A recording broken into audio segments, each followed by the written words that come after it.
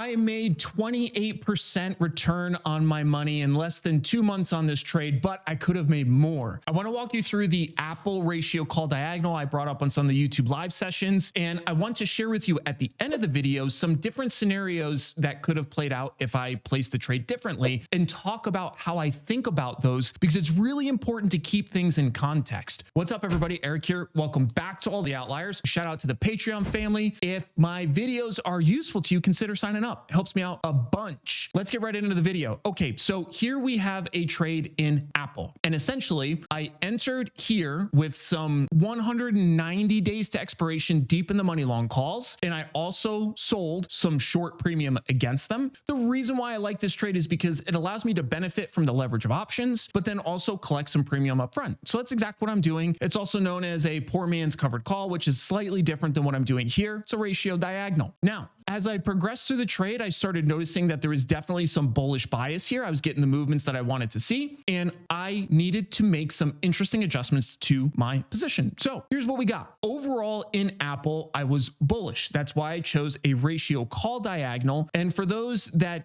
don't really understand what I was seeing at the point in time, I'm going to zoom this in so that you can see exactly what it looked like when I entered, which is this right here. This is when I entered after a good earnings release. After the earnings release, it was holding that gap up. And the other thing I found interesting is that this is near term highs, right, on the chart at the point in time. And this is counterintuitive to a lot of traders. Traders are typically like, they got to bargain buy. They got to look in the bottom of the bins and find the cheap cigarette butts that are half smoldered and hope that it goes up. I'm partially making fun of Warren Buffett, but not really. He's a genius. But I'm too impatient. I'm not as good as he is. And my goal is to make money a little bit faster. So what I mean by all of this is I'm looking to buy on strength if I'm bullish. And that's what I saw here. So that's why I established the position that I did. Let me zoom this back into a 6-month daily. That's a 3-month daily. Great job, Erik. You missed. There we go. We're back at it. And let's take a look at the entry. So like I said, this was on the 10th of May. I bought the 17 NOV 130 at a 2-to-1 ratio. That's why I have 2 here and 1's down here for the short calls and most of them. So I'm just giving you an idea of the ratio. This is the minimum size I could show you, a 2-to-1 ratio. And I had bought those for 47.45. They were around an 86 delta. When I first bought them, when I exited, they were like a 98 delta. And the way that I was thinking about managing risk to the downside was actually pretty simple. I entered here and I was using this near-term resistance right down here as my stop. So essentially, as long as we didn't fall below like 164, I would have given it down to 162 before I got out. And if it had gotten to that point, it would have been a 2250 loss on the 2 contracts, again, that I'm using here for the position sizing. So it would have been a meaningful loss, but again, nothing too crazy, relegating it to a pretty small portion of the account in total. That's just of the allotment that I'm using here for the proxy, 10,000 bucks. Okay. When I first entered, it was trading 172.73, something like that. And I was starting with selling short premium against it, as I typically do. But then I started to notice that it was rallying. It was continuing to rally. So what that meant was I had to take some of my short calls down. Actually, the first one was in the money, but I was able to take it down at a small profit because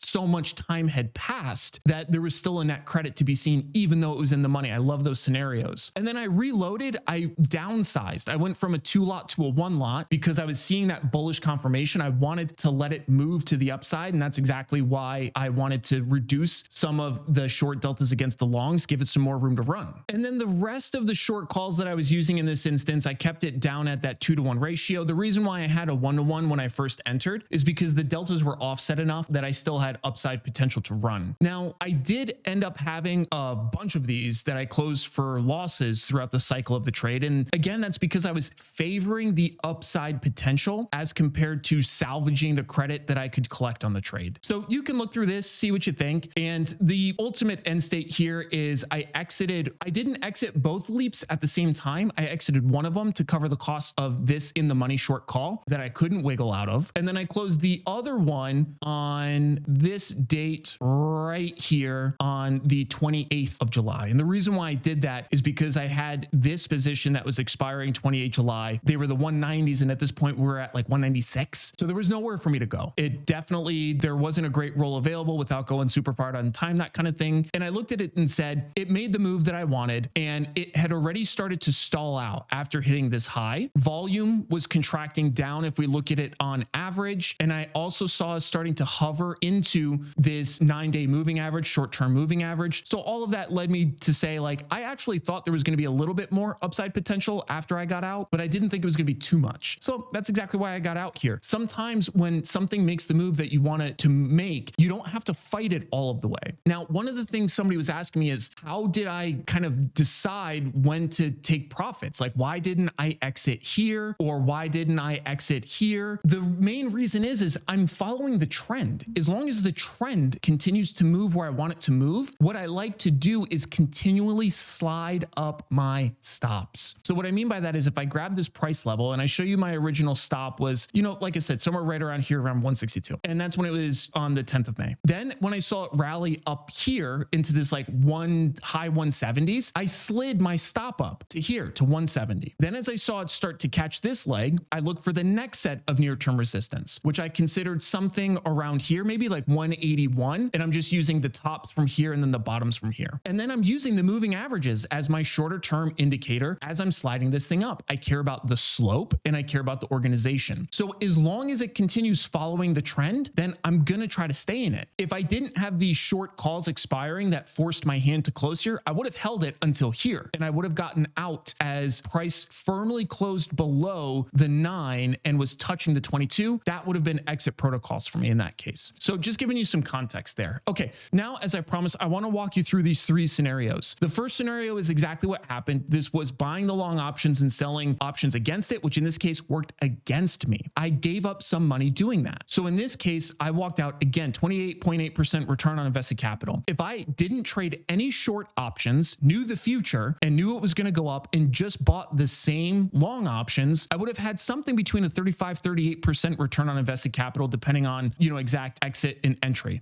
So I'm giving up anywhere from, 6 to 10 points on my return here, but this is predicated on me knowing the future that it's going to go up. I didn't. That's why I trade these. And then if we look at buying the commensurate size in shares, it would have been a 13% return on invested capital. That's another thing people ask all the time is it better to just buy the shares? It can be sometimes, but in this case, it's a little more nuanced because if I had bought, again, using $10,000 account as the sample, if I had bought $10,000 worth of Apple when it was trading at 172, I would have had like 55 shares, something like that, 57, I think. And if that made its run from 172 up to 196, that's my return, 13.1%. But what you're seeing here is leverage. In this scenario, I would have controlled, again, like 57 shares. In this case, I was controlling 200 shares on the same exact cost structure. This is why sometimes if you use options for leverage, it can actually be a pretty beautiful thing. So if you have any questions on what I did, why I managed it the way I did, let me know. Throw down in the comments if you would make the same trade. And if so, what would you make the trade in? And until next time, be an outlier. I'll see you guys later.